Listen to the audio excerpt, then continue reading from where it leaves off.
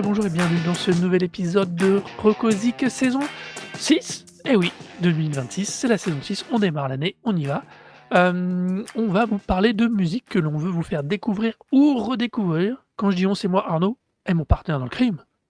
Oh, oh, oh, oh, oh.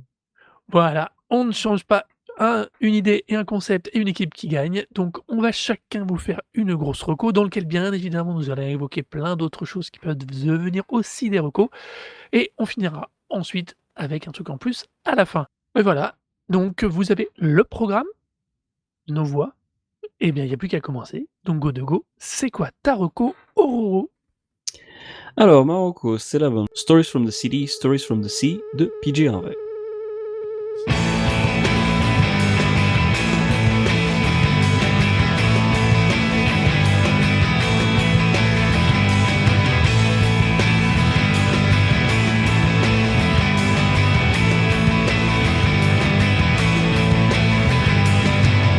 Speak to me, universal law. The whores hustle and the hustlers whore. All around me, people bleed. Speak to me. Donc, Stories from the City, Stories from the Sea, c'est un album dont la pochette était familier de beaucoup de monde. C'est un disque qui est sorti en 2000 chez Universal et qui a gagné le Mercury Prize en Angleterre, donc qui est une récompense réservée aux artistes un peu indés. Et PJ Harvey, c'est un artiste, une artiste emblématique des années 90 et ensuite des années 2000, en tout cas pour la musique anglaise. Donc pas nécessairement un disque qui a été ignoré, mais en tout cas personnellement un disque que j'ai ignoré pendant très longtemps, puisque en fait PJ Harvey, même si j'entendais sa musique à la radio quand j'étais jeune, au final j'avais pas vraiment fait le lien entre son nom et les chansons. Donc je voyais pas grand chose qui était enfin j'ai vraiment pas une bonne idée de sa carrière. Et c'est une artiste que j'ai quand même réussi à voir en concert en Angleterre lors d'un All Tomorrow's Parties, donc qui est un gros concert thématique qui était organisé par dans l'Alexandra Palace en fait à Londres, qui est une salle un peu une grande salle de 2000 personnes facile, qui est en bordure de Londres, et qui était une série de festivals, donc les All Tomorrow's Parties, qui était une série de festivals organisés à chaque fois par en tout cas les curateurs à chaque fois c'était des artistes, et donc les artistes en question faisaient inviter les artistes que vous voulez voir. Donc par exemple il y a eu une édition des All Tomorrow's Parties, même deux d'ailleurs, qui ont été organisées par des musiciens aussi variés que Sonic Youth ou Portishead, mais aussi par exemple Matt Groening, donc le créateur des Simpsons, a organisé ces All Tomorrow's Parties. Donc voilà, c'était des gros événements. Et il y a une année où ils ont eu Portishead qui a été organisateur. Et en fait, Portishead, sur une journée, ils avaient sélectionné Company Flow, donc le premier groupe de LP qui s'était reformé pour l'occasion. Il y avait MF Doom et il y avait PJ Harvey. Donc sur la même journée. Ce Donc, line-up. c'était un line-up un peu improbable. Alors avec d'autres trucs, il y avait un groupe de rock qui s'appelait The Books, que j'avais trouvé sympa d'ailleurs. Je me souviens plus trop qui est-ce qu'il y avait d'autre d'ailleurs. Et donc du coup, voilà, j'ai vu PJ Harvey à l'époque et c'était vachement bien. Et après, j'ai jamais écouté sa musique en dehors. Donc du coup, pareil, c'était un peu resté en mode genre, mais c'est bien PJ Harvey, mais alors, je connais aucun disque. Et donc du coup, l'an dernier, je me suis fait la réflexion de dire genre peut-être à bout d'un moment, ce serait quand même une bonne idée d'écouter enfin les disques de PJ Harvey. Donc je me suis mis Stories from the City, Stories from the Sea, et je me suis rendu compte que j'étais vraiment un abruti parce que c'était un très bon disque que j'avais du coup ignoré pendant des années, alors que c'est une couverture super connue, que j'ai vu voir, un disque que j'ai vu partout à sa sortie et tout le temps constamment dans les magasins de disques comme étant un peu un classique, tu vois, comme un truc que de toute façon tout le monde va acheter un moment ou un autre. Et en l'occurrence, j'ai pas du tout, j'avais totalement ignoré. Donc on en parle ce soir parce que c'est un disque, si vous l'avez ignoré comme moi, écoutez, je vous invite à vous jeter dessus. Et puis si vous le connaissez déjà, c'est l'occasion d'en reparler. Donc du coup, c'est le 3e disque solo de PJ Harvey. Ouais. Avant ça, en fait, elle avait un autre groupe qui s'appelait le PJ Harvey Trio, ou qui était peut-être que plus dur connu en streaming maintenant sous le nom de juste PJ Harvey. Donc sur sa page Tidal par exemple, ça fait comme si c'était son 5e album, mais en vrai, en fait, le 2 premiers, donc Dry et le suivant, en fait, sont des disques qui sont sortis en trio, donc où elle composait en compagnie de 2 autres musiciens et en fait, par la suite, elle a fait une rupture avec ces mecs-là et elle a recommencé, donc du coup, sous le nom juste de PJ Harvey et c'est son 3e album. Alors savoir que ce 3e album est enregistré d'ailleurs avec les 2 mecs, ou en tout cas un des mecs du trio originel. Donc comme quoi, et ça se trouve, assez fréquemment dans son univers, personne ne disparaît complètement. Donc c'est quelqu'un qui va collaborer avec plein d'artistes différents, mais qui, va constamment, même si au bout d'un moment, elle va passer à quelqu'un d'autre, généralement les gens reviennent, quoi. Hem, donc c'est une artiste qui est emblématique des années 90 pour ses premiers albums. Hem, En l'occurrence, en tout cas dans un top de Spin Magazine, un de ses albums en fait a fini, genre juste en dessous de Nevermind. Donc autant dire que voilà, quand ton premier album solo, finit, juste en dessous de Nevermind, même juste un top de magazine, bon, Spin c'est pas la grande référence de la musique, mais c'est-à-dire que quand même il y avait suffisamment de monde pour se mettre d'accord. Voire même, j'aurais même envie de dire, si ton disque c'est le 2e, ça veut dire en dessous de Nevermind, c'est que de toute façon ça allait être Nevermind et que ça aurait pu, être le premier au-dessus de Nevermind. C'est juste que, Ouais. bah, forcément, bah, disque, de rock emblématique des années 90, si tu mets pas Nevermind, il y a des gens qui déboulent, qui vont débouler chez toi avec des fourches. Ils vont vouloir te bousiller et te faire brûler ton magazine. Donc forcément obligatoire, mais tout ça pour dire que, pour une artiste anglaise, elle a quand même une réputation internationale, plutôt bien ancrée Ouais. et c'est vraiment, une artiste de référence. Elle a, du coup, en fait, ça a commencé sa carrière cependant non pas comme guitariste, mais comme saxophoniste et chanteuse, backing vocals et un peu guitariste quand même, dans un groupe qui s'appelait Automatic Daemini, qui était un groupe de Bristol, alors qui était formé autour d'un mec qui s'appelle John Parish, avec qui elle a d'ailleurs plus tard fait un autre album solo et qui a continué à bosser avec elle. Et elle a contribué en fait uniquement au 2e album qui s'appelle Here Catch Shouted His Father, donc clairement un disque un peu avec un titre un peu conceptuel.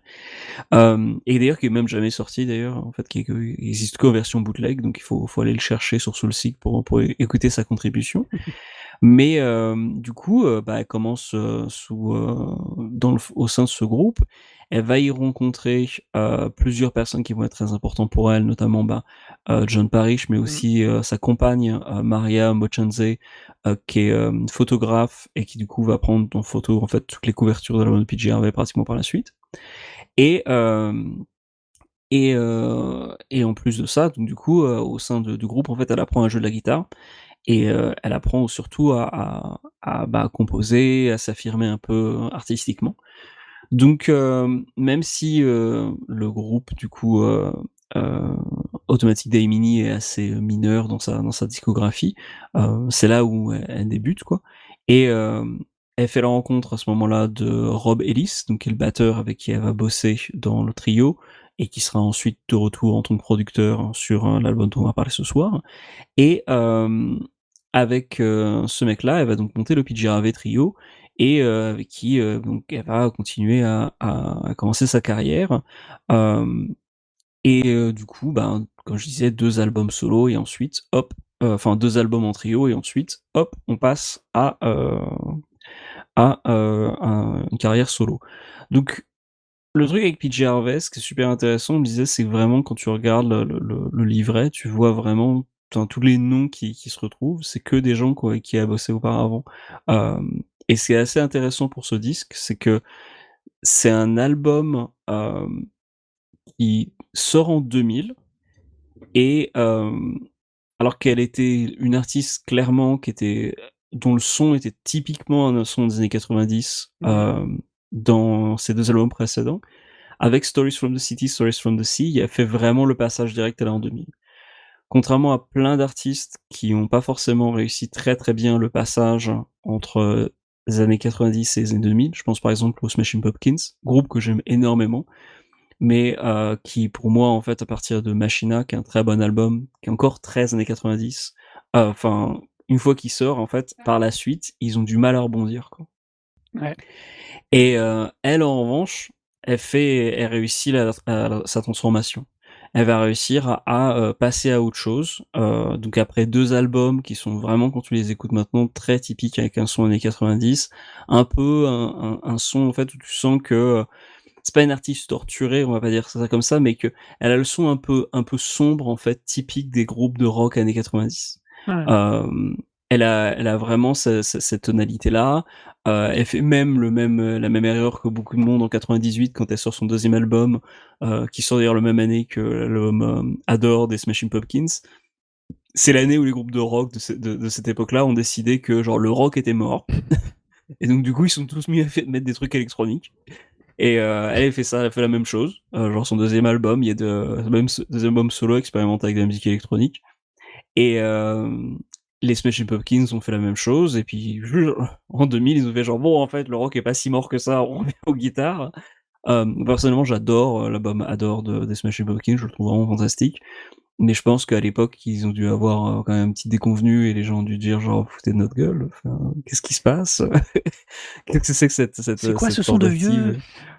Ouais, ouais, alors, bah, je sais pas, alors tu pas du tout Adore, hein? Non, si, je pensais à la réflexion les gens ont dû se dire à propos de l'album des Smashing Pumpkins en 2000.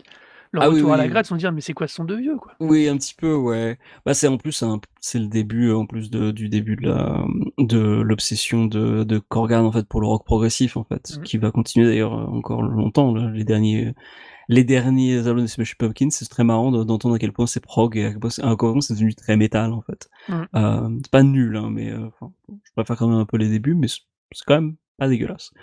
Elle, en revanche, bah, du coup, donc en 2000, elle nous sort, ce disque-là et elle va partir, faire un petit tour à New York après été, en tournage, pour, une réalisatrice où elle va jouer le rôle de Magdalena dans un film qui donc du coup, s'inspire un peu de la Bible vraisemblablement.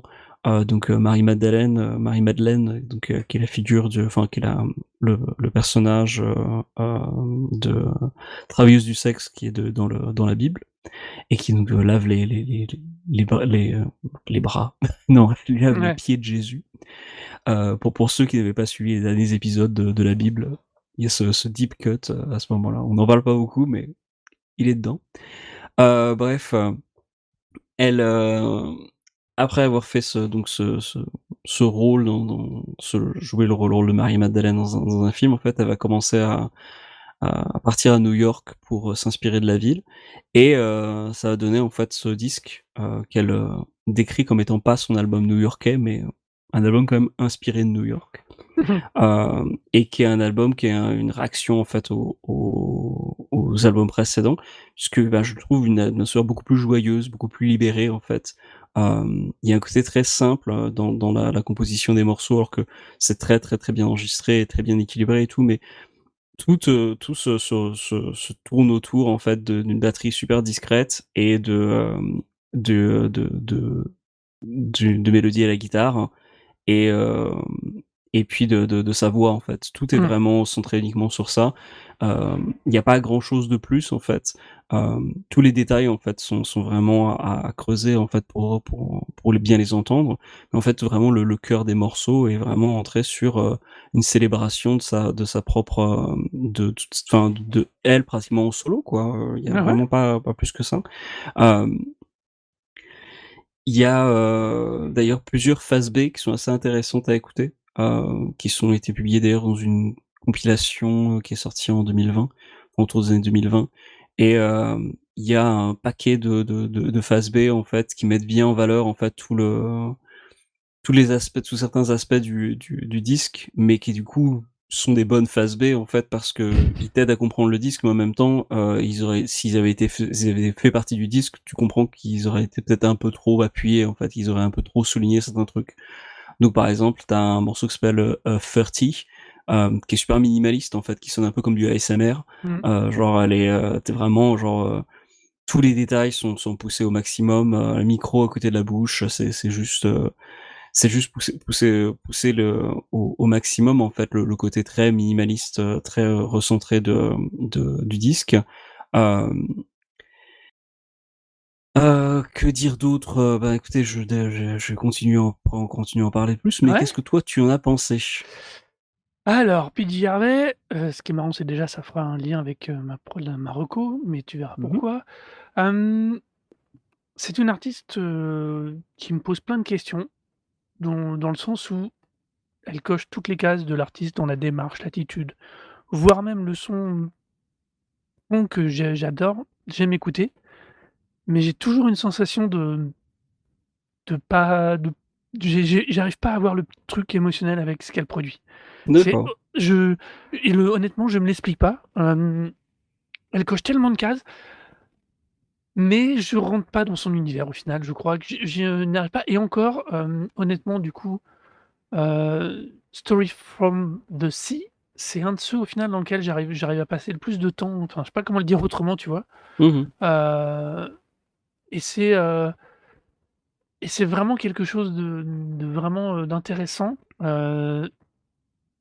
Je vois toutes les qualités, je vois tout ce qu'elle construit, la manière dont elle fait, le feeling, comment elle j'adore ce qu'elle est capable de produire, mais le résultat m'emmène pas. Je c'est une vraie question que je me pose, si c'est moi qui suis pas dans le bon mood à chaque fois que j'écoute ou si c'est vraiment que, ça n'est pas quelle manière qu'elle a de proposer les choses ou peut-être quelque chose dans sa voix ne m finit par toujours me faire décrocher.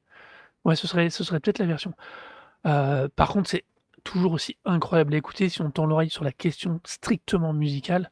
Elle a une façon d'écrire, une façon de composer qui est vraiment très, très, très, très belle. Je connais pas les albums, de à part le plus ancien pour moi, c'est Is This Desire, donc c'est 99. Ouais, c'est juste celui d'avant, en fait. Juste celui d'avant. Je connais pas ceux d'avant. Ça m'a donné envie du coup de me poser la question justement de ce que j'appréciais de cet artiste ou pas.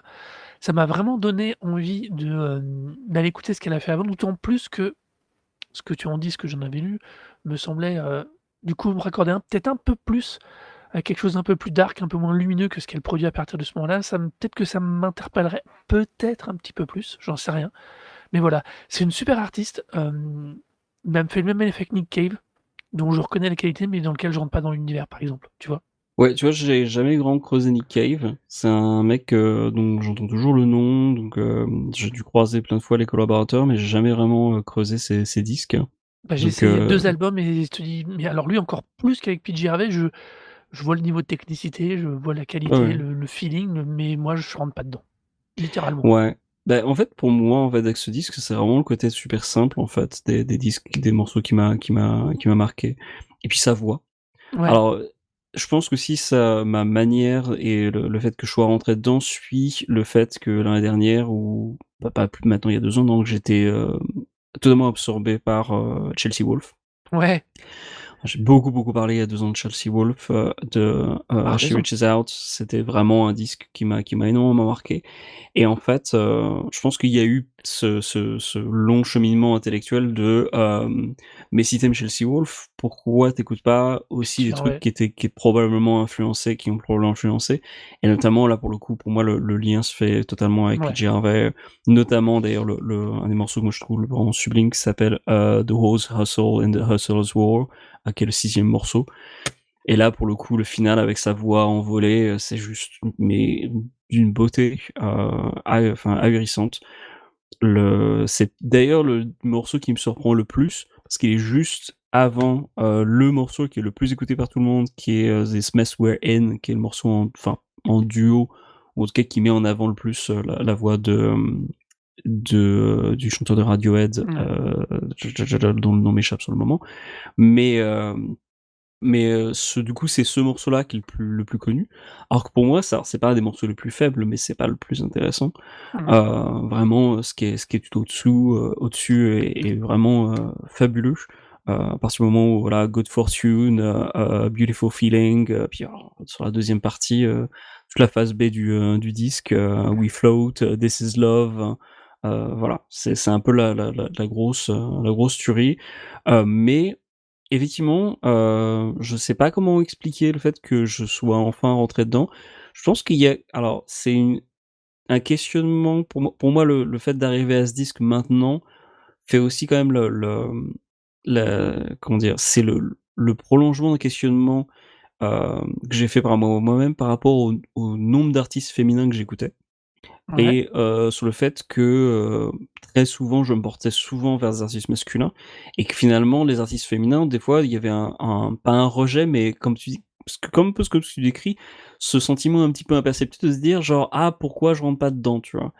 Et je me suis vraiment posé la question, en fait, je me suis un peu travaillé, mentalement et puis, je me suis pas forcé, mais je me suis poussé à écouter plus d'artistes, féminins, surtout solo et c'est je pense maintenant que j'apprécie beaucoup plus ce genre de sensibilité, mais j'ai vraiment fait un travail sur moi-même, en fait, pour me dire genre: «Non mais enfin pourquoi?» c'est tu sais, c'est un peu ce sexisme, que tu as dans le qui est un petit peu inculqué, comme quoi les femmes n'ont pas forcément leur place dans le rock, ou en tout cas sont mis en 2e position, quoi.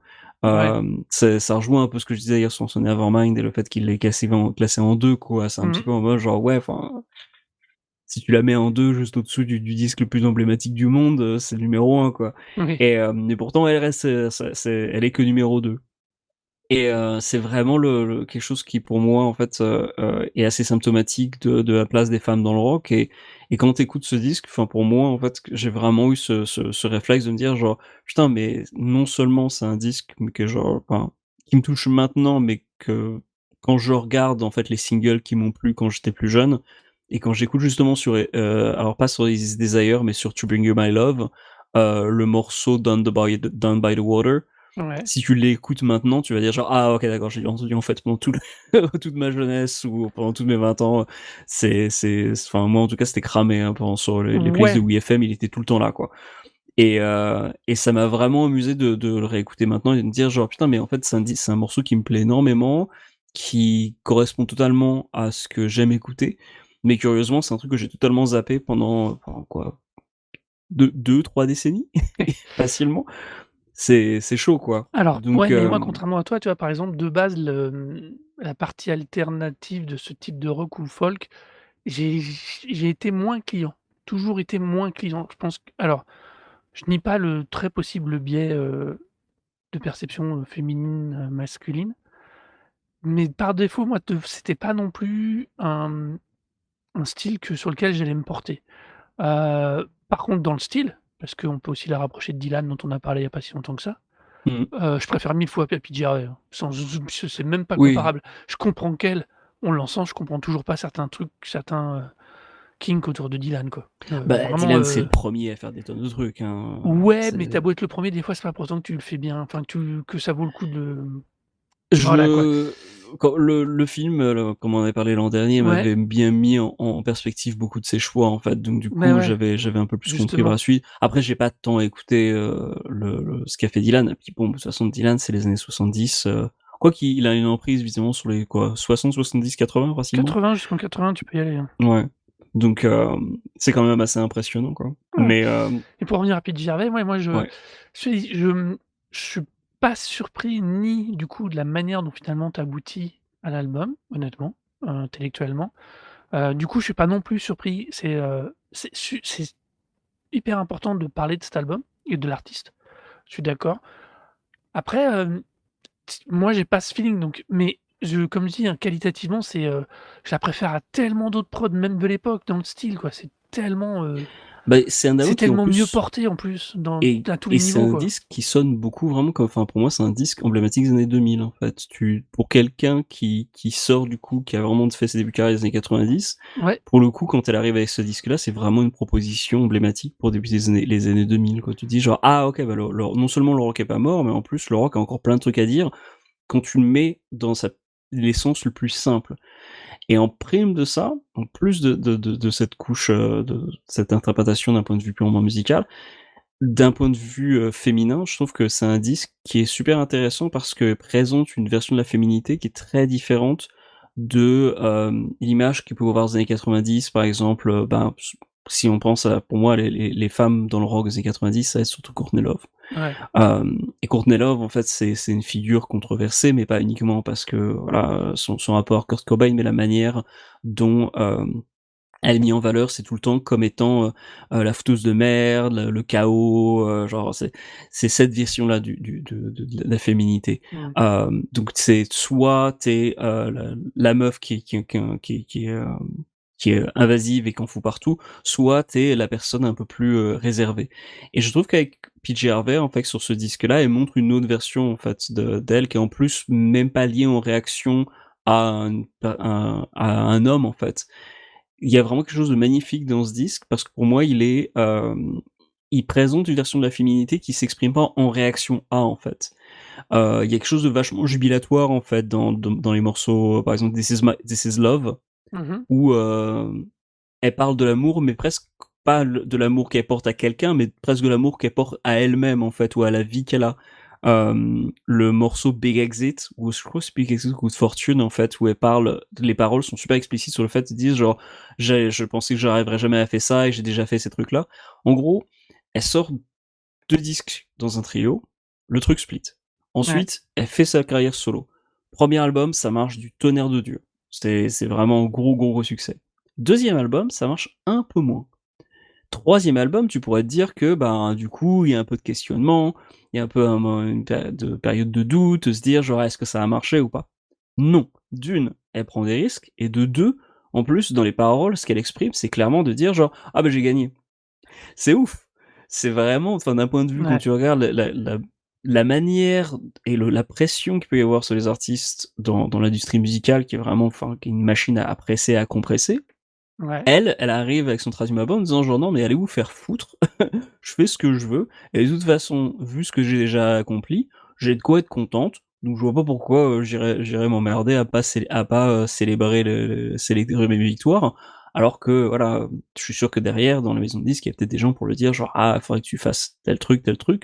Non, non, elle prend pas du tout cette optique-là et donc tu te trouves avec un disque qui est vraiment une disque de victoire. Mmh. C'est le victory lap. Le clip d'ailleurs de A Place Called Home, Mmh. non, c'est Good Fortune, pardon, c'est le clip de Good Fortune qui est juste filmé en fait, hein, avec elle qui se trimballe dans les rues dans les, je sais plus si c'est à New York ou à Londres, et mais elle se trimballe en fait dans les rues et il y a vraiment le côté genre juste je suis en soirée, je veux rejoindre mes copains ou mes copines et j'ai pas, il y a pas de prise de tête, mais c'est pas de la prise de tête forcée ou un peu, calibrée. Tu un peu comme les Spice Girls ont ce côté-là en mode genre: «Ouais, on est tous super copines quoi», genre Ouais. vraiment on est super copines.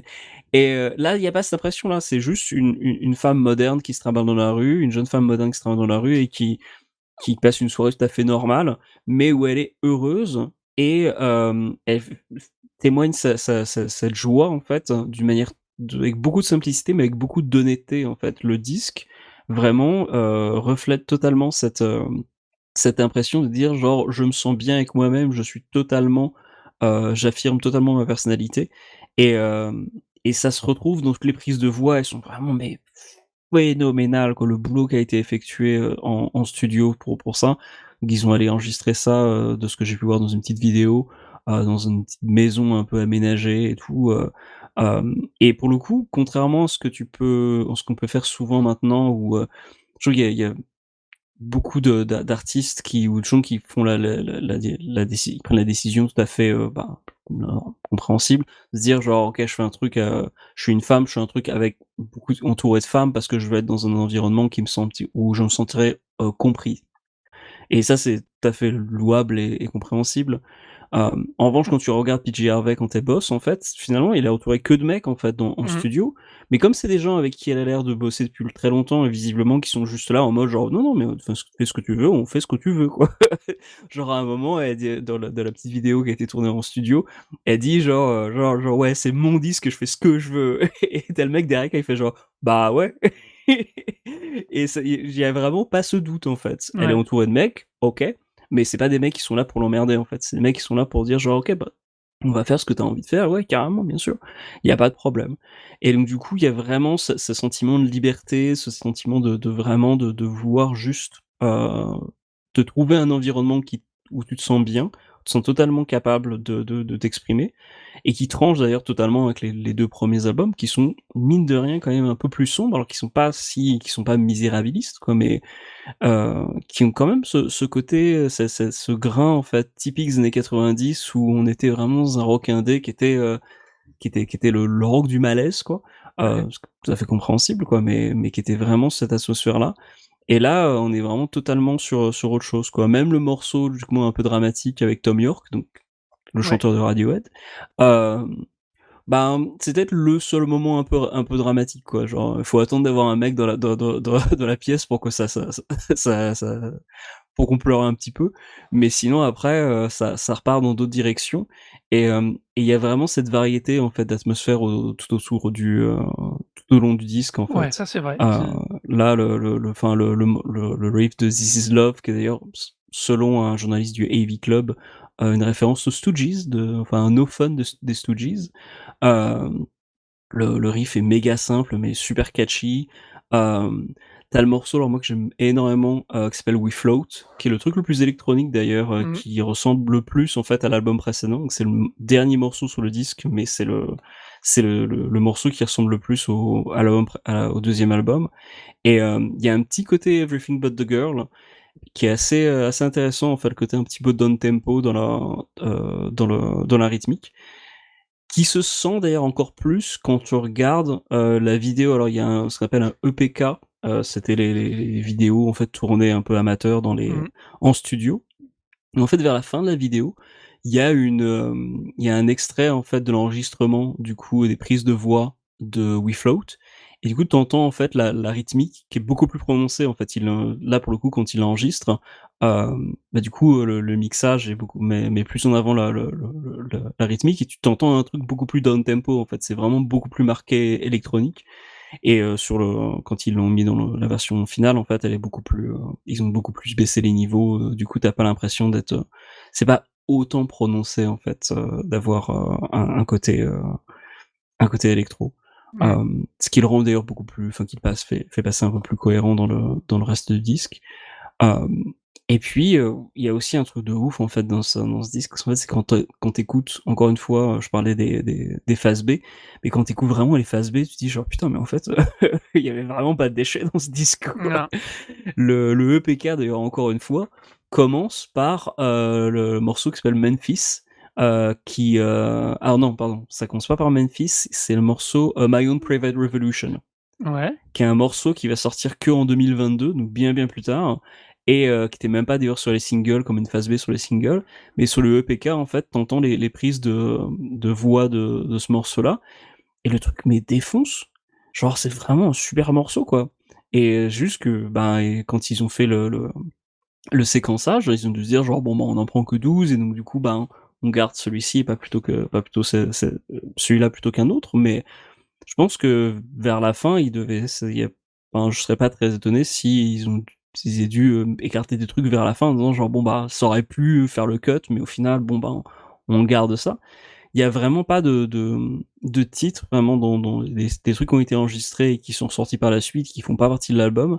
Il y a vraiment rien qui ressort comme étant un déchet quoi, comme étant un morceau, tu dis genre: «Ah OK, Ouais. bon, effectivement vous avez enregistré ça, mais c'était pas une bonne idée quoi». Genre non, non, c'était tout était bien quoi, juste il y avait des trucs qui étaient un peu plus en dehors comme, donc le morceau Memphis, qui sonne beaucoup plus Americana en fait Ouais. qui est vraiment beaucoup moins urbain, beaucoup moins new-yorkais, beaucoup moins londonien, et qui mériterait d'être joué dans une plaine, tu vois? Donc Ouais. c'est un super morceau, mais là pour le coup c'est clair et net que, bah, voilà, il a pas sa place d'un point de vue thématique sur le reste de l'album. Mais dans les Hem, B-sides dont tu parles, c'est bien l'album de l'espèce de compile B-side Demos c'est on ça, ouais. Rarity Collection.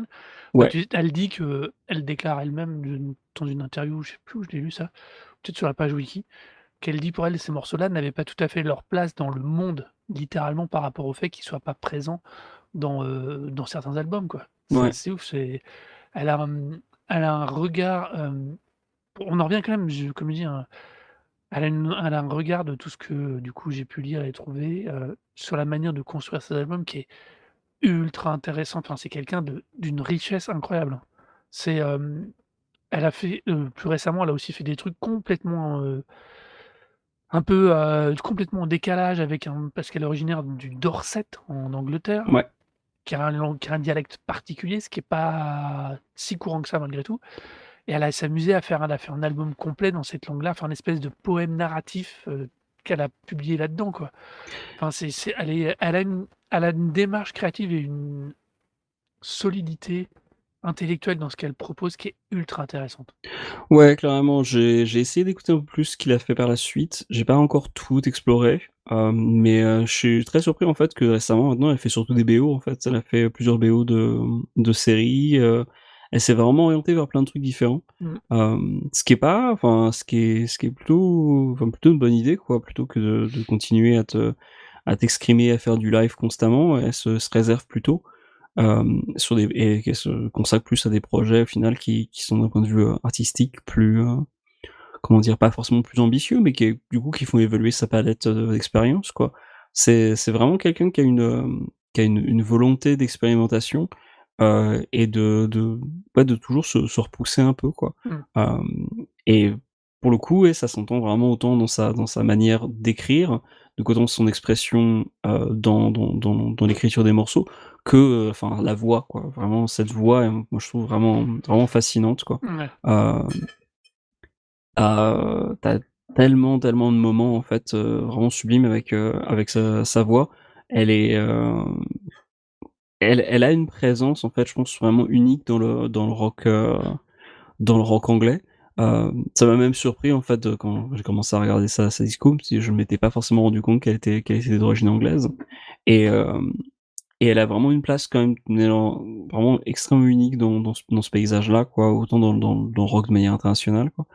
Et je pense que c'est assez clair, en fait, pour moi, en fait, en écoutant cet album-là et en ayant découvert un peu sa discographie, à quel point elle a pu influencer des chanteuses contemporaines comme, par exemple, Chelsea Wolfe, qui pour le coup, lui doit quand même pas mal, je pense, Ouais. dans cette trajectoire, et dans cette manière de s'exprimer.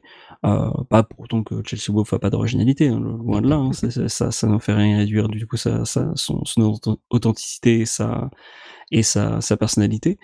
Mais effectivement, le lien pour moi est assez clair et c'est vraiment établi de manière très prononcée en fait avec, l'écoute de ce disque. Donc, honnêtement, si vous avez jamais écouté PJ Harvey, je vous encourage vraiment de commencer par ce disque. C'est Ouais. une super porte d'entrée. Après les précédents sont tout aussi cool, mais sont plus, du coup, rock 90, peut-être un peu plus «datés» entre guillemets.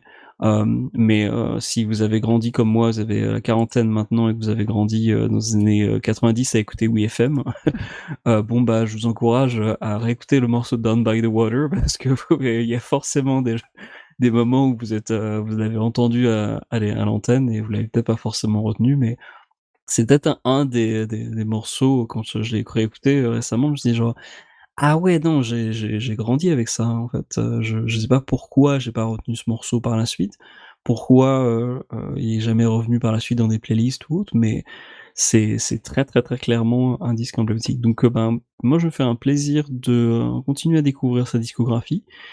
Je vais vraiment continuer à remonter tout ça. J'ai, l'intention comme on a avec mon partenaire, on a un abonnement au National Theatre Online, alors qu'ils Mmh. ils ont leur application de streaming où ils mettent des, des pièces entières, en fait, du National Theatre. D'ailleurs, en aparté, si vous êtes intéressé par le théâtre anglais et les pièces de théâtre, réalisées en Angleterre, je vous encourage vachement à regarder ça et à prendre un abonnement parce que ça vaut vachement le coup. Tous les acteurs anglais, classiques, ou même super connus en fait, sont tous à faire des pièces en fait au National Theatre, que ce soit Cumberbatch, que ce soit, comment il s'appelle? Putain mince, le mec qui jouait dans Fleabag, et qui est maintenant dans tout, mince. Enfin, vraiment, il y a des tonnes et des tonnes et des tonnes de pièces Martin Sheen, enfin, pardon, pas Martin Sheen, bref, il y a des tonnes d'acteurs anglais qui sont, et du Royaume-Uni, originaires du Royaume-Uni, qui sont, dans ces pièces-là. Des acteurs américains aussi, hein, qui viennent faire leur petite, passage, sur les scènes la scène, du National Theatre parce que, ben, c'est cool de faire du théâtre, quoi. C'est un peu le revenir aux racines. Et en l'occurrence, PJ Harvey, elle a fait la BO en tout cas, elle a contribué à la BO de la pièce London Tide, Donc je l'écouterai ça, mais je pense que je regarderai aussi la pièce, à l'occasion. Hem ouais, parce que ça vaut toujours le coup. Ouais. Donc voilà, c'est ma reco de ce soir. Ah. Eh bien, c'est cool. Maintenant, c'est parfait parce que ça va me permettre d'enchaîner avec ma propre reco directement. Heu, Parce que ma reco, moi, a popé suite à la découverte d'un bouquin qui s'appelle Journals de Kurt Cobain, qui est en vérité quelque chose qui a été édité par Courtney Love en 2002, et qui reprenait en réalité toute une série de journaux intimes de Kurt Cobain et dans lequel figurait une liste de ses albums préférés, dans lequel il y avait Ride of Me, justement de PJ Harvey. Ouais. Donc ça m'a vachement surpris. Il est dans ma liste des à écouter. C'est pour ça que moi j'ai eu tendance à remonter pour écouter PJ Harvey, contrairement à toi qui est en train de redescendre. Mais il y avait surtout dans ce bouquin qui est, particulier honnêtement, qui est un cumul de, pensées plus ou moins contrôlées de Cobain et de dessins et de listes en vrac. C'est pas écrit, hein, c'est vraiment, balancé comme ça. Il y a quelque chose de très intime et à la fois de très voyeur. C'est très, très particulier. Alors, faut vraiment s'y plonger que si on est intéressé par le sujet parce que je pense que sinon c'est modérément pertinent et puis après, faut admettre le côté quand même extrêmement intime de ces carnets qui ont été publiés par, Courtney Love. Mais l'intérêt pour moi, c'était cette liste dans lequel il y avait 50 disques, heu, classés un peu en vrac, pas vraiment de notification de numéro, hem et dans lequel il y avait un qui m'a tout de suite fait tiquer, qui était Raw Power de The Stooges.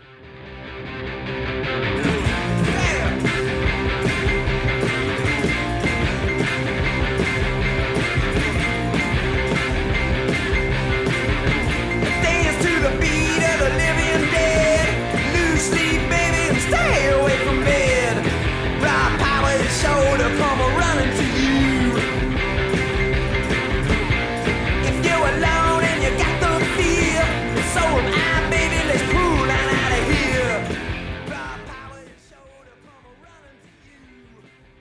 Alors pourquoi me bloquer sur ce livre-là, sur cet album-là? Bah, parce que c'est que je me suis rendu compte que c'est quelque chose que j'avais déjà entendu, probablement déjà entendu à droite à gauche, qu'on et puis quand on écoute l'album, il sonne comme quelque chose qu'on a déjà entendu. C'est un album incroyable, d'une dynamique, qui accouche d'une partie du futur punk et rock de façon assez ouf. Il est, comment dire? Il est brut, il est fort, c'est Iggy Pop,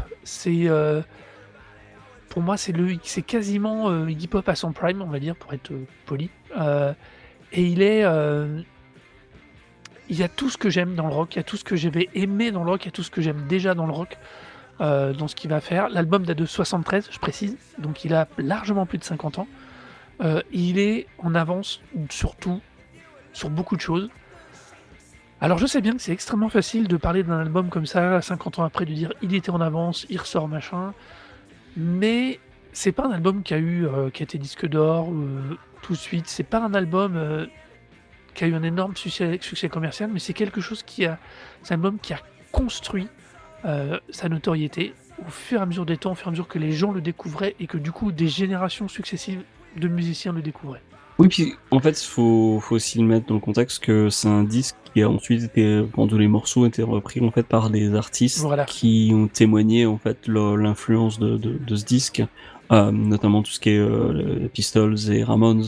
Les Ramones, paraît-il, se sont formés en fait parce que dans leur lycée, il y avait que eux qui étaient fans des Stooges en fait.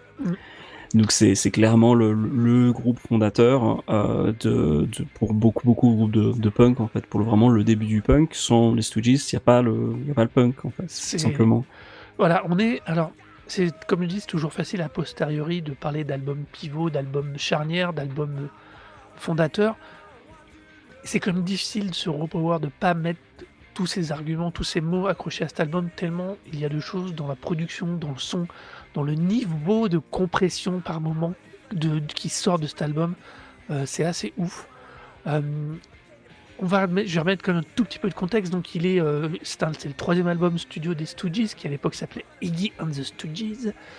Il est, dans une phase où le groupe a fini par se caler un tout petit peu. Il est enregistré à Wimbledon, dans mes souvenirs donc c'est ça en Angleterre.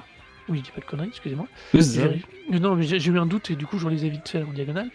Il est surtout mixé par quelqu'un dont on entend déjà beaucoup parler à l'époque, qui s'appelle David Bowie. Enfin, il est mixé pas comme on pourrait le dire maintenant de nos jours, il est plutôt géré, enregistré par Bowie et par Iggy Pop, qui aboutissent à ce son absolument incroyable.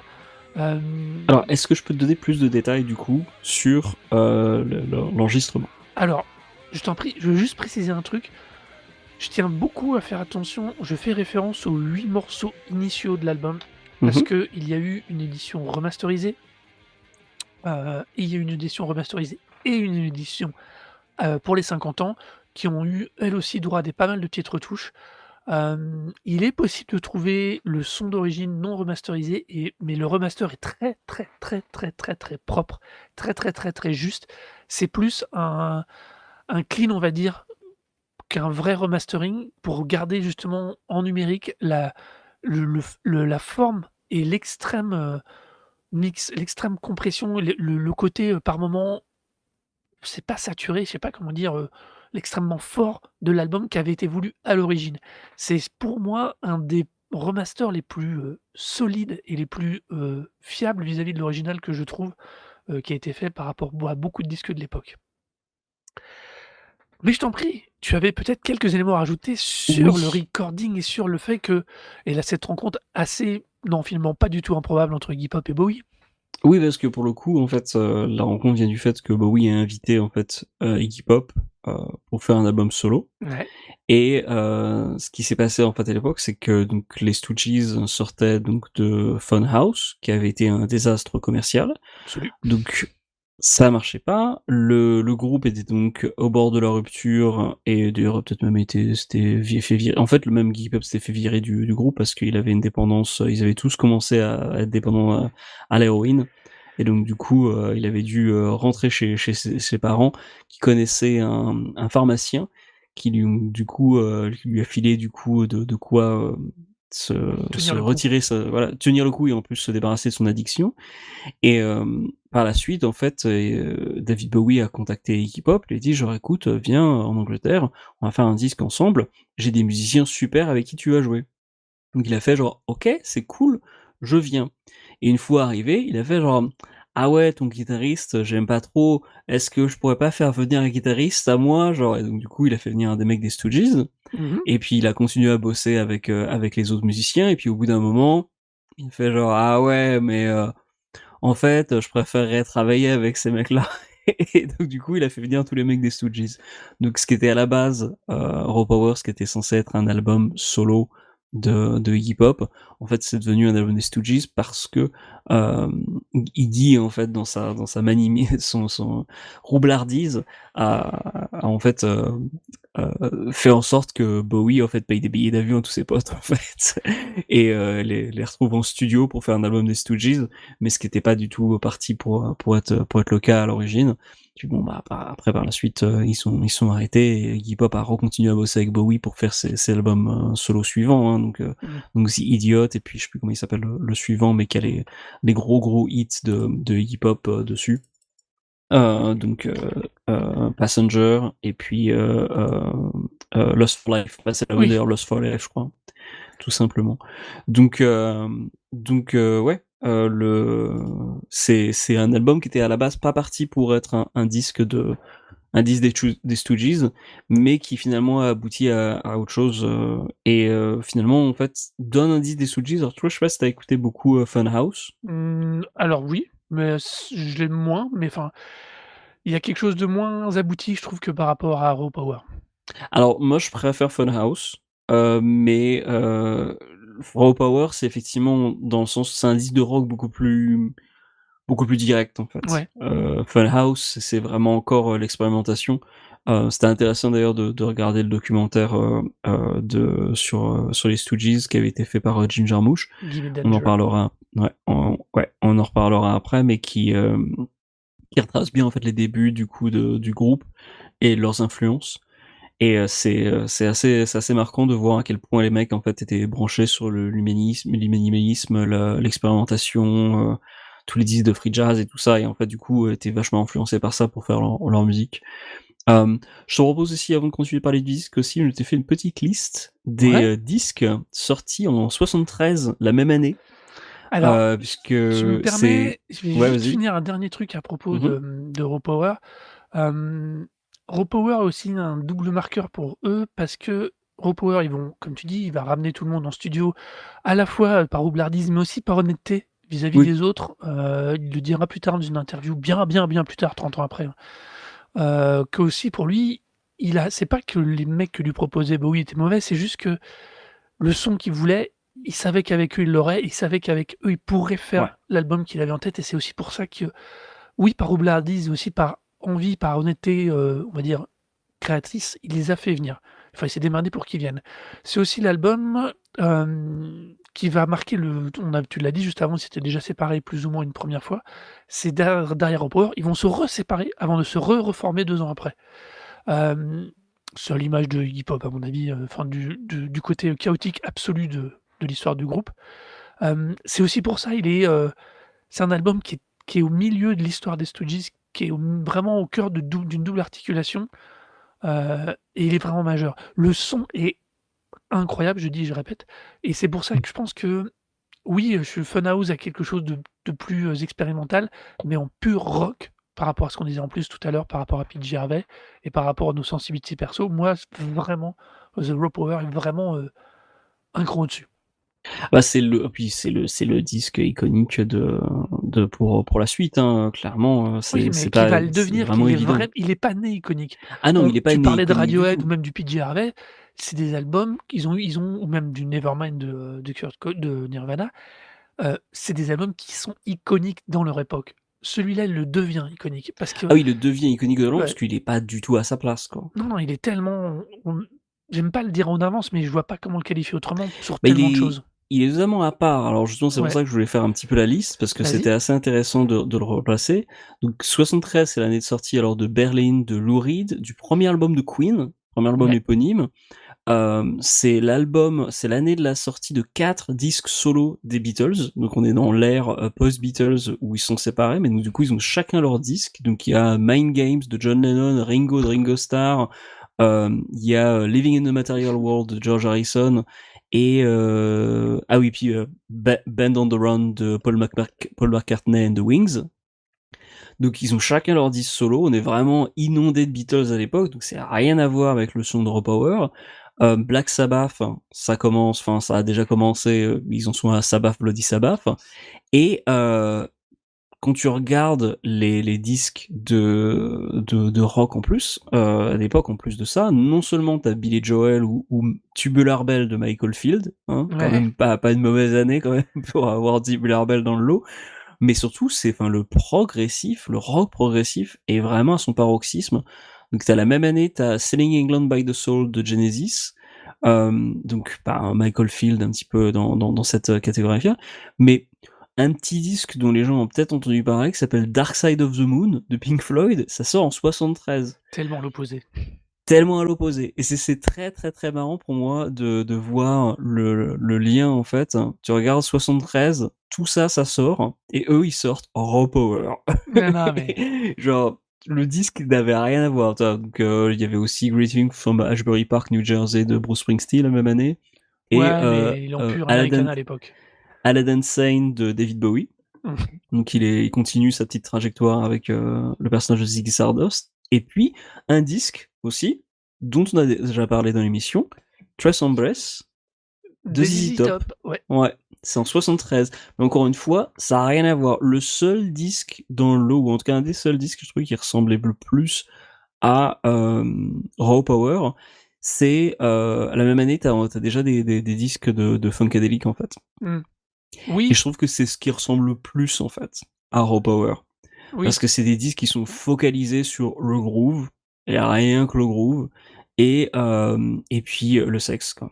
ouais. Genre vraiment, quoi, genre beaucoup. Genre, Ouais, je suis d'accord avec toi avec le ils ont une funkadelic et la petite gestion idée, du quoi. groove. Le fait qu'il y ait ce fond, cette espèce de façon de scander, à un moment ou à un autre, ouais, j'aime bien ce parallèle que tu fais, je l'avais pas fait et c'est vrai que ouais, je suis assez d'accord avec ça. Il y a un vrai truc, quoi. C'est des mecs qui sont, quand tu regardes dans le documentaire, tu vois qu'ils ont vraiment été influencés par la musique nord-américaine et hip-hop. En fait, il a Mmh. joué dans des groupes enfin, où il était le seul blanc. Et Mmh. au bout d'un moment, il a dit genre non mais attends, je peux pas continuer comme ça parce que je suis pas noir quoi. Faut que Oui. je crée mon truc à moi-même. Et il s'est vraiment enfin, il a été ultra influencé par ces expériences-là de jouer du rock en fait enfin, dans un univers du coup de noir américain. Et, et je pense que ça a vraiment influencé vraiment sa carrière en fait pour se démarquer, tout en ayant toutes les influences. C'est-à-dire qu'il savait bien qu'il faisait quelque chose qui n'était pas destiné à la communauté noire, il faisait quelque chose qui a été destiné à une communauté blanche. Du coup, mais il importait quelque chose tout en proposant un truc qui était vraiment ancré dans ses propres influences, dans ses propres expériences, mais qui découle beaucoup de ça, enfin, le côté super primaire des performances des Stooges, Mmh. enfin, et vraiment à mettre en parallèle aussi avec ça, le revoir des images du coup des Stooges dans le documentaire m'a vraiment montré à quel point, enfin, sans hip-hop et sa manière de se comporter sur scène, en fait, la plupart des groupes de rock un peu iconiques par la suite ne seraient pas arrivés, quoi. Ouais. Il y a ce côté super rentre dedans, super genre ultra sexualisé, la prise de Alors, risque constante, c'est presque c'est presque sans lui, tu pas Axel Rose presque. mais ce que tu dis est super important, c'est que, heu, on le voit du coup, on va en parler après du documentaire. C'est vrai que c'est dit très clairement, toute la question du jeu de scène, et de l'attitude qu'il aura sur scène, heu, qui va faire un Ziggy Stardust ultra trash, vont dire certains, mais en vérité qui pousse justement et qui met en place déjà toute une attitude, justement punk, outrancière absolue, qui va devenir un la marque de fabrique du hip-hop et 2 qui va aussi permettre l'éclosion de gens qui vont être un cran en dessous quand même parce qu'il va, lui, très loin et c'est une fois de plus en 73. Tu as cité des artistes qui débarqueront pas avant 80-82, donc Oui et la puis, génération d'après. bah, le 1er Sex Pistols, c'est 77. Oui, mais oui, qui et c'est oui, est-ce qu'ils étaient pas encore aussi outranciers sur scène que ça? Ils Non, étaient plus sobres. ils étaient pas aussi outranciers et puis bon, voilà, c'est un groupe qui a été quand même aussi bien été calibré à l'époque, Mais oui, quand il a commencé, mais c'est assez marrant, en fait, de voir à quel point, justement, enfin, Iggy Pop et les Stooges, en fait, ça existait dans un monde où Pink Floyd n'existait pas, alors que clairement pour, les Sex Pistols, en fait, les Pink Floyd existaient puisque, mmh, bah, l'anecdote, la plus connue autour de la formation des Pistols, c'est que, hem, Johnny Rotten se débarque dans le magasin de fringues de Malcolm McLaren, donc qui deviendra le manager, et il porte un t-shirt Pink Floyd mmh, qu'il a barré dessus en disant genre fuck Pink Floyd, un truc comme ça, tu ouais, vois. Mais il avait quand même un t-shirt Pink Floyd, tu vois. Il allait en acheter un, il est courant du truc, alors que les Stooges, enfin, ils ouais. les ont découvert les Pink Floyd peut-être 10 ans après en disant genre ah ok d'accord. Il y a des trucs, des gens qui faisaient d'autres trucs à côté que nous, bon bah ok cool. Ouais, non, mais c'est Ça a c'est rien à voir quoi. c'est incroyable de j'avais pas percuté à quel point ça cohabitait avec les Floyd.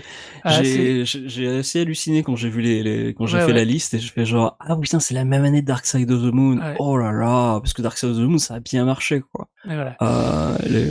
Pour l'anecdote, j'ai quelqu'un dans la famille de ma partenaire qui a bossé du coup à EMI à Ouais. l'époque et donc Ou qui filait des chèques en fait à Pink Floyd, donc ça se vendait bien quoi. La Dark ouais. Side of the Moon, il y a eu des éditions privilégiées pour le label à l'époque. C'était des sorties importantes quoi. Mmh. Ça a ramené du blé quoi. C'est ça que les gens écoutaient quoi. Tu te dis genre maintenant c'est un peu mineur, enfin pas mineur, mais j'imagine pas forcément facilement que Dark Side of the Moon ait un succès aussi populaire, mais en vrai, ça a eu un gros succès à l'époque. C'était ça que les gens écoutaient. Mmh. Et c'est très du coup, c'était un gros risque de sortir Raw Power parce que enfin, c'était beaucoup qui est-ce qui écoute ça quoi? Genre même les Ah fans des bah, Stones, ils veulent pas ça quoi. on peut alors, on peut du coup parler, vite fait du coup de la réception de l'album, à l'époque en 73. C'est des chiffres qu'on trouve un peu partout, je les invente pas. Ils sont classés juste 3 semaines dans le top 200, UK donc à la place 183. Ah Donc oui, comment donc dire? Nulle part. ouais, Heu, ils sont rentrés dedans mais ils sont pas ils sont voilà, pas bien loin quoi. soyons clairs, nulle part. Heu Ils ont passé, il a été par c'est tout. C'était son seul, fait de gloire en termes de production directe. Heu, à l'époque, l'accueil est quand même un poil, tendu autour de qu'est-ce que c'est que ce son? Bien évidemment, plus le temps va passer, on va en revenir, plus l'album va gagner ses galons de référence, de comment dire? De précurseur et déjà, il va être classé dans les 100 albums de la décennie en 70. Il sera déjà remonté à la fin 70, début 80 en de, quand Pitchfork fait le top des albums des années 70, il monte déjà à la 83e place pour le top 100. Donc on est déjà dans quelque chose qui monte, et il est dans le surtout, il est numéro 125 dans les 500 plus grands albums de tous les temps de Rolling Stone de 2012, il est 125e. Oui, donc ça Donc va, quoi. voilà, Il a bien fait cette trajectoire, quoi. voilà et on parlait d'influence, bien évidemment, c'est quelque chose qui est ouf, quoi, qui va influencer tellement de groupes, rien que le fait que moi, la manière dont finalement je redécouvre cet album par le biais des références de Kurt Cobain, c'est pas un hasard. Def Leppard, Guns N' Roses, on peut en parler de Keith Richards, tous ces gens-là ou même Jimmy Page citent les Stooges et particulièrement souvent Raw Power, et très souvent Gimme Danger dont nous allons reparler. Et c'est vraiment hallucinant, quoi. Hem, Gimme Danger d'ailleurs qui est repris par Ewan McGregor, un autre anglais, dans le film Velvet Goldmine, mais ça c'est un détail. Oui, ça c'est encore une Heu, autre chose. mais ça m'amuse beaucoup. Il y a j'ai découvert en préparant l'émission, qu'il y avait un cover de Gimme Danger par les Pixies, enfin par Frank Black des Pixies, que j'aimerais bien beaucoup voir, que j'ai pas réussi à trouver. Mais voilà, c'est à quel point ce groupe, 50 ans après, reste et cet album reste extrêmement costaud. Je fais un dernier petit point sur la question des différentes éditions. Je dis, je répète, contentez-vous d'abord des 8 premiers, des 8 originaux, donc les 4 premiers morceaux. À l'époque, sur la side, donc sur la phase A, comme tu dis, Search and Destroy, Gimme Danger, Your Pretty Face is Going to Hell, et Penetration. Sur la phase B, on avait Raw Power. Ça m'a scotché quand j'ai découvert que le titre phare, contrairement à ce qui se faisait aussi à l'époque, était le début de la phase B. C'était le titre phare de la phase B. I Need Somebody, Shake a Pill et Death Trip. Death Trip qui fait, selon les éditions, entre 6 et 12 minutes. J'ai toujours pas compris pourquoi il y avait un gap. Je pige pas. Mais ça, c'est un C'est traditionnel, j'ai l'impression que les Stooges, ils faisaient beaucoup, ouais. beaucoup d'improvisation et la première sortie des Stooges devait être d'ailleurs un seul morceau de genre 8 minutes et en Mmh. fait, c'est un DJ, qui devait les éditer le disque, qui a fait genre: «Non, mais enfin, il y a pas moyen quoi, faut me fassiez plusieurs morceaux que ça» et du coup, ils ont dû, raccourcir tout ça et enregistrer plus de titres, Mmh. mais c'était toujours un groupe qui en foutait partout et qui faisait beaucoup d'improvisation. Ça, ils en foutaient partout, c'est pas une nouveauté. Hem, du coup, il y a eu une version deluxe pour les 50 ans avec un remaster, comme je disais, qui est vraiment très, très bon. Et puis il y a un Mmh, mix Iggy Pop, ouais, il y a un mix David Bowie. c'est exactement ça. C'est l'édition, elle est ouf. Il y a aussi des extraits des lives des morceaux. Alors là, je vous conseille de les écouter que si vous aimez les morceaux parce que entre l'état des fois dans lequel ils sont sur certains morceaux des lives et la manière qu'a Iggy Pop par moment de hurler ou de susurrer les morceaux, c'est ultra impressionnant. Mais franchement, pour le pur côté musical, il y a quand même 1 ou 2 versions de leurs morceaux qui sont, pas toujours, très, pertinentes, mais ça vous donne l'ambiance et à quel point quand ils font ces albums, quand ils font ces morceaux en live à l'époque, c'est encore une fois de plus quelque chose qui est extrêmement décalé avec ce qui se fait, même pour les plus hardcore de l'époque, comme Black Sabbath. Voilà. Je voulais juste finir parce que, pour moi, c'est une découverte, une redécouverte, énorme déjà pour commencer l'année et je suis, ouf de cet album. Oui, puis c'est vraiment le genre de truc à avoir écouté au moins une fois, en Ouais, fait, parce que ça permet vraiment de comprendre un petit peu comment le rock a évolué, en fait. ouais. Tu mets le contexte, tu vois ça comme étant moi, ça fait très longtemps que j'entends parler des Stooges, j'avais vraiment pas trop creusé Raw Power, mais ça fait très longtemps que j'entends parler comme étant un groupe, alors c'est une expression vraiment archaïque, mais proto-punk, Mmh. ce qui veut dire en gros que c'est les mecs qui ont posé les bases et puis après tout le monde est parti, hein. Mais ouais, les Ramones, enfin Joey Ramone était fan des Stooges, donc les Sex Pistols, ils ont fait en live des reprises. Il y a une reprise qui est montrée d'ailleurs dans le documentaire des Stooges par Sonic Youth. C'est vraiment un groupe qui a constamment été repris parce que, bah, c'est le groupe qui a marqué, qui a placé vraiment la barre pour tout le monde en disant genre: «Si vous voulez aller vers des trucs plus extrêmes et genre plus radical, c'est ça. Mmh. Le rock, c'est ça. Le rock véritablement dangereux, quoi». Ouais. Et il y a aussi ça, hein, c'est vraiment ce côté-là, comme tu dis, en plus dans les performances, le fait que ce soit, genre hurlé comme ça, c'est quelque chose qui est très propre au blues à l'ancienne, hein, Mmh.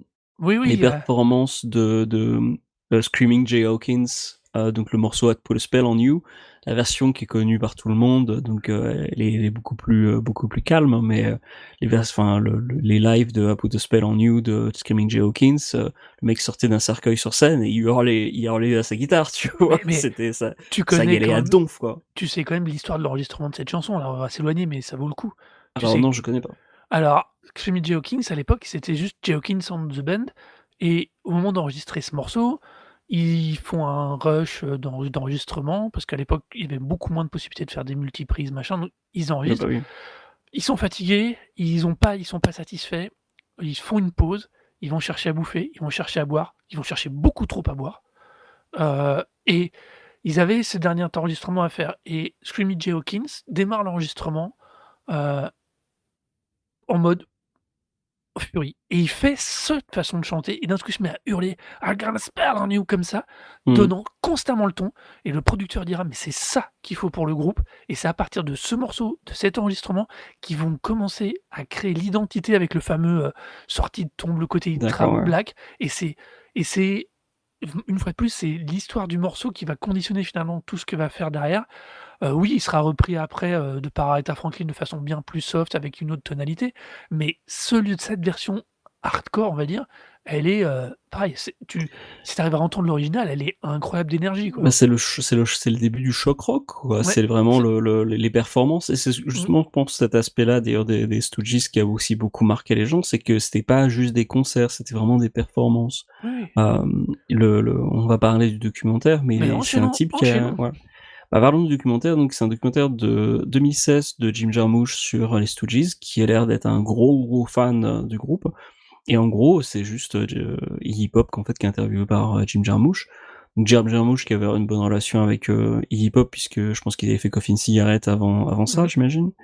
Donc film du coup d'interviews croisées entre plein de personnalités et bah, Iggy Pop là pour le coup il est interviewé, il est à sa chaise et puis, il y a, un des membres des Stooges, restants de l'époque en fait qui intervient. Il y a quelques interviews de l'époque ou en tout cas un peu plus anciens, qui ont été ajoutés pour, faire intervenir des membres, historiques des Stooges qui sont depuis, qui étaient décédés ou qui étaient pas disponibles à ce moment-là de l'enregistrement enfin du tournage et Iggy Pop en fait globalement c'est Iggy Pop qui raconte toute l'histoire et c'est vachement intéressant. J'ai beaucoup appris en regardant ce documentaire parce que ça met vraiment en contexte le développement artistique ouais, des musiciens et quand on parle de performance, quand on parle de ouais, de proto-punk, de trucs comme ça, le côté très primaire, en fait, tout ça, c'était vraiment, inscrit dans l'ADN de Iggy Pop, en fait et des musiciens parce qu'ils étaient tous méga influencés par, des artistes bruitistes, des artistes d'avant-garde, que ce soit, Love Supreme de John Coltrane, c'est des choses qu'ils avaient écoutées à l'époque et en fait, il faut vraiment mettre le tout leur disque dans ce contexte-là, parce que même si ça a l'air très primaire, en fait, il y a rien d'accidentel dans tout ça. on en revient à C'est la tout le question du temps, jazz. ouais, on en revient totalement à la question du jazz, on en revient à la question comment en fait créer une musique qui parle vraiment à quelque chose de très impulsif. Iggy Pop d'ailleurs raconte que quand il était gamin, en fait, il regardait une émission, de télé donc où il y avait un clown et c'était un espèce de cow-boy qui faisait la présentation et tu avais un mec déguisé en clown en fait qui faisait une performance en fait pendant toutes les émissions et cette manière très impulsive d'agir, sur scène, c'est quelque chose qui crédite déjà dès son enfance comme étant quelque chose qui l'a marqué comme étant genre: «Ah OK, c'est comme ça qu'il faut que je me comporte en fait». L'impact direct, la avoir une attitude, hem, hors norme en fait peut avoir un impact direct et chercher la simplicité sans vouloir justement, contrairement à Bob Dylan, essayer d'écrire quelque chose de complexe, euh, aller vers l'essentiel et réduire le nombre de mots le plus possible pour aller directement au message le plus clair possible, c'est quelque chose qui est marqué, vraiment qui est gravé dans l'ADN du groupe dès le départ. Mmh. Et c'est lui qui va du coup recruter du coup les membres du groupe pour former les Stooges, puisqu'à la base les mecs en fait, même quand ils sont musiciens ou en tout cas qui commencent un peu à jouer, ils prétendent faire partie d'un groupe pour draguer les meufs, mais en fait ça, enfin ils font pas partie d'un groupe. Et très vite ils se font un peu comment dire, humiliés par des gens parce que du coup ils se rendent compte qu'il y a des gens qui jouent qui se font en partie de groupe et qui jouent bien mieux qu'eux. Ouais. Et du coup ils commencent à répéter, à faire des trucs pour de vrai. Mais très très vite en fait ils s'orientent vers une des fonctionnements artistiques et une recherche conceptuelle super intéressante. Il y a rien de, tout est très prémédité en fait dans leur travail, même si en même temps c'est des gars ultra impulsifs et super bizarres quoi. Genre il y a une anecdote qui est relatée dans Paris Hip Hop dans le documentaire où quand ils traînent avec les mecs d'EMC5, donc qui est un groupe aussi super influent pour l'histoire du rock et du punk rock. C'est des grosses influences de Tom Morello et de Rage Against the Machine par exemple. Mmh. Et quand ils traînent avec les MC5, en fait, au bout d'un moment, les MC5, ben, c'est un groupe politique, enfin, politisé à donf, et qui va, à un moment, partir sur Washington pour faire partie d'une marche pour le Parti démocrate. Et, euh, et le mec, enfin, le chanteur d'MC5 demande à Iggy Pop, genre, est-ce que vous venez avec les Stooges? Et au lieu de répondre oui ou non, Iggy Pop a fait des saltos dans la pièce. Il pouvait pas s'exprimer autrement, du coup il a commencé à faire des saltos dans la pièce. Et il raconte ça en disant genre ouais, je sais pas comment, mais enfin, pour moi c'est la seule réponse valable que je pouvais donner quoi.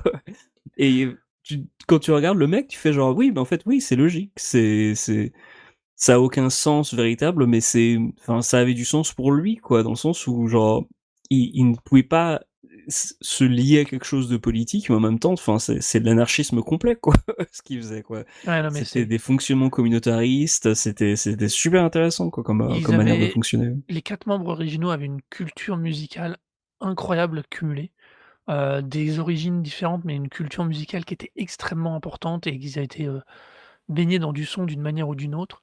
Hem, Ils pouvaient pas, enfin, il y avait pas de, il y a enfin, ils c'est vite c'est une évidence dans la confi au final, a posteriori, c'est pareil, c'est très facile de le dire et ça ressort très bien dans le documentaire. Tu sens, ils ont une grosse culture, ils veulent pousser les potards, ils ont envie de faire quelque chose et quand ils vont sur scène, c'est juste ça leur permet juste de libérer l'énergie qu'ils voulaient mettre à l'époque dans le morceau, mais qu'en studio tu peux pas mettre parce qu'il faut d'abord produire et Ouais. il y a une démarche, créative, artistique qui est incroyablement maîtrisée et qui est complètement et à l'inverse, l'énergie ou le potentiel du morceau est littéralement libéré sur scène. Hem, Il y a faut aussi le un truc avec le lien avec Bowie qui est super intéressant, c'est que Ouais, tu vois aussi très bien pourquoi David Bowie était intéressé par bosser avec les Stooges et puis avec Iggy Pop en fait, parce que tu sens que derrière enfin, derrière le côté très impulsif de Iggy Pop, il y a un côté très, enfin enfin très jusqu'au boutiste. Et lui était vraiment totalement contre l'idée en fait de se plier à une carrière musicale standard en fait. Il est toujours en gros à vouloir pousser au maximum. Moi, il y a une anecdote que j'aime énormément en fait dans le documentaire où après donc avant Raw Power et après l'enregistrement de Funhouse, alors que le groupe est vraiment au bord de la rupture, il y a le manager des Stooges qui vient voir Iggy Pop et qui lui dit je reviens dans ma limousine, écoute voilà ta carrière là, il faut que t'as le pouvoir d'être une star mec, faut qu'on fasse quelque chose avec toi, écoute j'ai une super idée, j'ai un plan, tu vas partir à New York à Broadway et tu vas jouer Peter Pan. Et t'as Iggy Pop qui raconte, qui dit genre, et là moi je l'ai regardé, je suis genre non mec, ce qu'il faut aller, la direction dans laquelle il faut aller, c'est le cinéma. Et moi, ce que je veux, c'est jouer Charles, Charles Manson. ça ouais, non, mais c'est Et tu dis, genre, la, la direction artistique de mec, quand tu lui dis, tu veux jouer Peter Pan, sa réponse est genre, non, je vais être Manson. Genre, le gars a juste est parti uniquement dans les extrêmes, quoi. Il veut Ouais, vraiment ouais. juste foutre la merde, mais il veut tout pousser au fond, quoi. Il est tout le temps, tout le temps, tout le temps sur ça. Et en même temps, enfin, un film où où Iggy Pop aurait joué Manson, ça aurait été fou, quoi. Ça aurait pas forcément été très recommandable, mais ça aurait Et je été suis pas sûr que ça aurait été une très bonne idée, c'était pas forcément une très bonne idée, mais ça aurait été une performance mémorable. Après, je sais pas alors si je sais pas si mémorable en mode nanar un peu, c'était aussi pour un fort je potentiel, hein. je sais pas si sa carrière aura survécu, mais tu vois, Oui, ça, je suis un peu d'accord. il y a une volonté de toujours aller genre plus loin le plus possible et ça se retrouve vraiment dans la performance, enfin, toutes les images des performances des Stooges de Mmh. l'époque, elles sont Il y folles. a il y a une anecdote, je sais pas si elle est, vraie ou pas, qui est quand même qui évoque quand même on voit très, très vite que Iggy Pop, stage dive, enfin plonge dans Oui, de la scène dans le public. C'est quelque chose qui se enfin volontairement, un peu comme on fait maint comme mais c'est quelque chose qui se faisait pas du tout à l'époque, et j'avais cru lire quelque part qu'il était sup a priori, ce serait l'inventeur de cette, pratique, on va dire, au moins c'est pour le possible, chanteur ouais. qui était un des premiers à le faire, mais que ça serait plus lié à l'album solo qu'il fera après avec Bowie quand il va aller le suivre à Berlin-Ouest. En tout cas, dans les Mais, images du documentaire, quand tu vois les Stooges, effectivement, ils il plongent dans le dive. public, Ouais, ouais, il plonge, et pardon. d'ailleurs, quand tu as des interviews des membres des Stooges, en fait, très souvent, les mecs parlent du fait que, genre, ils continuaient de jouer sur scène pendant que, enfin, Iggy Pop descendait dans le public, quoi. Ouais et perdait un peu le Genre, fil. oui, voilà, exactement. Genre, il était quelque part, et puis genre, bon, bah, on continue quand même, hein. C'est d'ailleurs peut-être pour ça que les morceaux duraient des plombes, parce que, c'était genre, bon, il est où, là? Mais bon, C'est pas grave, on reste sur le même riff. voilà, on va peut-être revenir 2 petites secondes, recadrer, enfin un tout petit peu. Gimme Danger donc de Jim Jarmusch, tu l'as dit, c'est un documentaire, qu'il a mis quand même qu'il a monté sur 10 ans, hein. D'accord. Comme donc, ça couvre, dans le même temps, Jarmusch prépare, monte, fait les interviews, récupère les archives, pour faire ce documentaire sur 10 ans.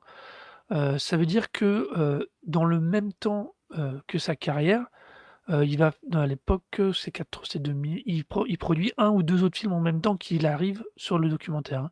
Donc on est quand même, enfin c'est Jarmusch, quoi.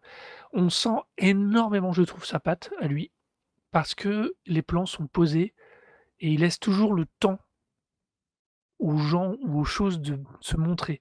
Il est capable d'être hyper cut, mais dans les interviews, c'est super intéressant parce que il va pas couper la phrase pour garder que ce qui l'intéresse. Tu vas avoir l'hésitation entre 2 phrases, la construction et c'est cette façon parfois très poétique à Jarmusch comme dans, Ghost Dog, de construire les choses, d'avoir des respirations dans la rythmique et dans la façon de monter et le documentaire rien que pour ça, au niveau formel est aussi extrêmement intéressant, je trouve.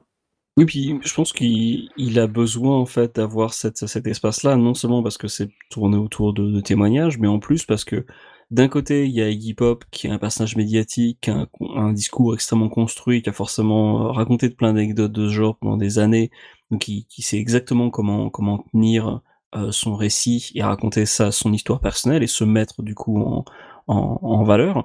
Et en même temps, il interviewe aussi le mec qui était batteur dans les Stooges, donc qui était un des frères Ashton. Et lui, en revanche, qui est un type qui a galéré, mais comme un fou après sa carrière de batteur. Il a fait Taxi pendant des années, pendant peut-être même plus d'une décennie, C'est pour Scott Ashton. ouais, Scott Ashton pour subvenir à ses besoins. C'est pas un type qui est là, qui a été interviewé, à pu savoir qu'en foutre. Et qui en fait qui après une carrière tout à fait correcte parce que bah du coup quand les Stooges sont enfin reformés en 2003 pour demander à la demande de Coachella, bon bah ils ont pris un petit paquet quoi donc du coup après ils ont continué et c'est d'ailleurs un petit peu le truc qui ressort de cette histoire-là, c'est que dans le documentaire, t'as vraiment l'impression qu'Iggy Pop il est toujours là pour ses potanges. Ouais, mais on en revient à Il la question de va Raw Power. c'est un vrai roublard en fait, mais c'est un roublard qui est là pour dire genre ok comment on va faire en sorte pour que les copains s'en sortent un petit peu correctement. Ouais, non, mais Il est pas tout le temps, il pense aussi à lui quand même pas mal, c'est pareil quand il te parle de il pense aux l'anecdote de copains. Coachella, tu sens bien que ouais, ouais, au départ, il voulait Iggy Pop, il voulait le mec, parce que c'est pas l'époque où il avait bossé aussi sur la BO de, Arizona Dreams avec, Peut-être ouais. mais il les ramène et il dit: «Non, non, non, moi je viens pas tout seul, allez», il leur vend là, sans en avoir parlé aux autres, de remonter les Stooges et c'est lui qui comme tu dis, on en revient à la même attitude qu'à l'époque pour Raw Power avec Bowie. D'un seul coup, ils voient une opportunité et là, on voit l'honnêteté créative et morale du gars, malgré tout ce qu'on peut penser, parce qu'il a aussi d'autres côtés, ça va être un sacré casse-couille par moment, J'en hein. doute pas une seule seconde, tiens. Ça, En c'est. termes de «c'est ça que je veux et pas autre chose», justement, c'est des moments où c'est insupportable et des moments où ça prend des proportions et une forme de respect des autres qui est incroyable, quoi. Parce que ce qui est pour rebondir un petit peu sur l'anecdote de Coachella, c'est que justement ce qu'il raconte, c'est qu'il est, quand on lui propose de faire Coachella, heu, ou avec les Stooges, il, on lui propose une somme qu'en fait, ce qu'il lui, il aurait eu en solo, pour une date de Iggy Pop. Et Mmh. donc, du coup, il a fait genre: «OK, mais fois 3», parce que du coup, il savait très bien qu'il allait devoir diviser par 3 pour avec ses potes.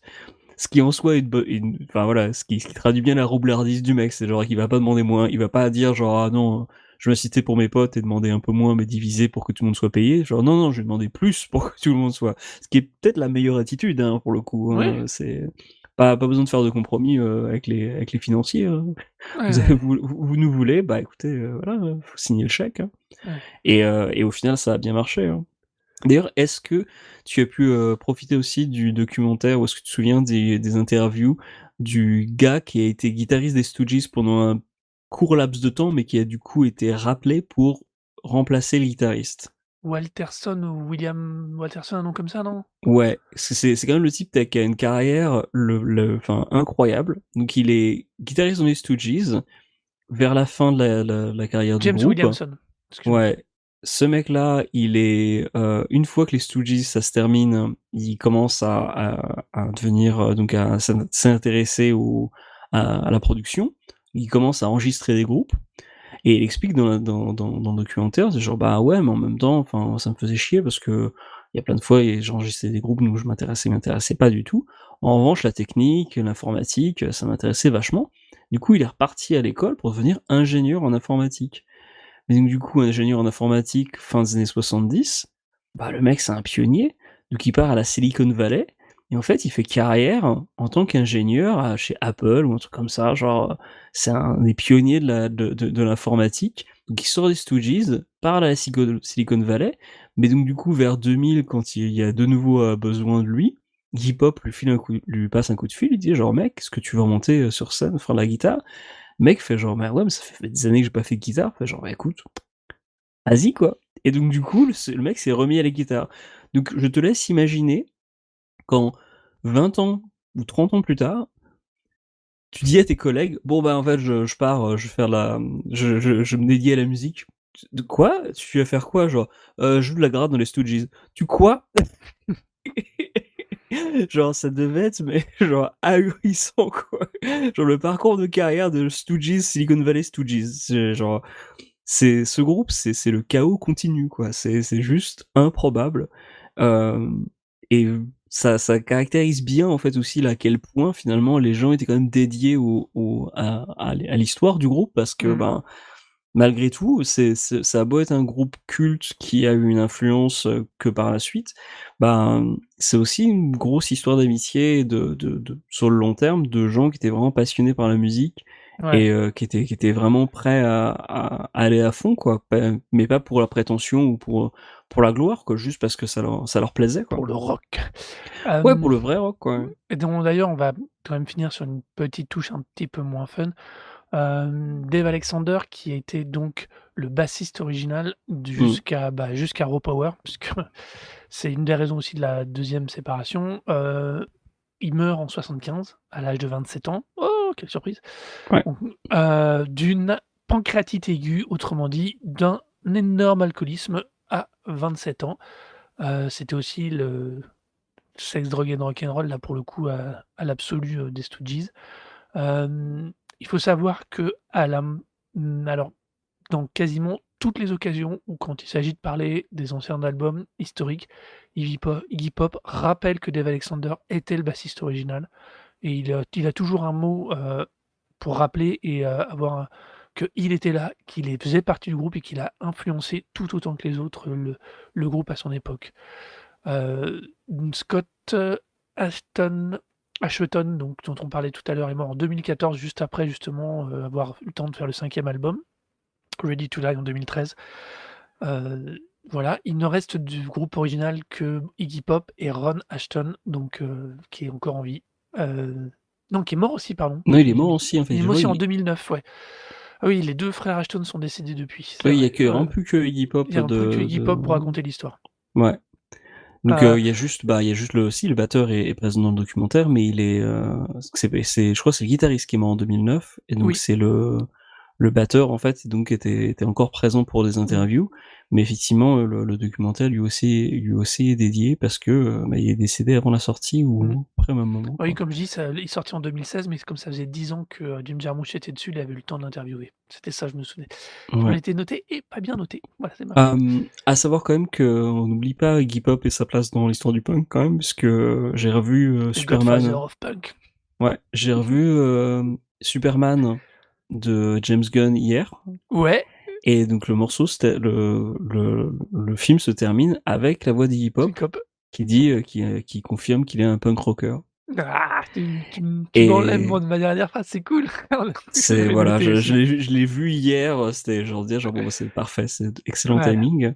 Mais effectivement, I'm a punk rocker, yes I am. Bah oui, mais pas juste avec juste sa carrière solo, mais les Stooges, c'est l'élément clé pour comprendre, je pense, le tournant en fait du rock, Oui, du prog au punk en fait. ouais, Pourquoi on est passé de l'un à l'autre? Ben, probablement à cause de ce disque et de c'est ce groupe. je pense que ça va faire un très beau mot de fin. Je ne sais pas ce que tu en penses. En plus, ça Non, raccorde c'est avec tout. notre épisode Ah bah précédent, oui. donc c'est très bien. Alors juste un dernier truc, si vous voulez trouver Gimme Danger, il n'est disponible qu'en VOD, au moins pour la France. Voilà. Je vous conseille vivement de le faire. C'est vraiment, surtout si après, avoir entendu parler de l'album et même de PJ Harvey, il y a tellement de choses que vous pouvez remettre en corrélation. On vous a fait un épisode très ficelé, très intriqué. Vois-tu quelque chose d'autre à ajouter? Non. Eh bien, je pense que c'est la fin de cet épisode. On espère qu'il vous aura plu ou pas. Vous pouvez retrouver tous nos épisodes sur la page du podcast rocosic.lepodcast.fr où vous retrouverez aussi tous nos réseaux sociaux pour venir nous dire tout le mal que vous pensez de nos goûts, de nos analyses ou même tout le bien. Enfin, venez échanger avec nous via nos réseaux sociaux. On attend que ça. Pour la suite, on vous dit restez rock et restez punk et restez ce que vous voulez, mais surtout prenez soin de vous. Bisous.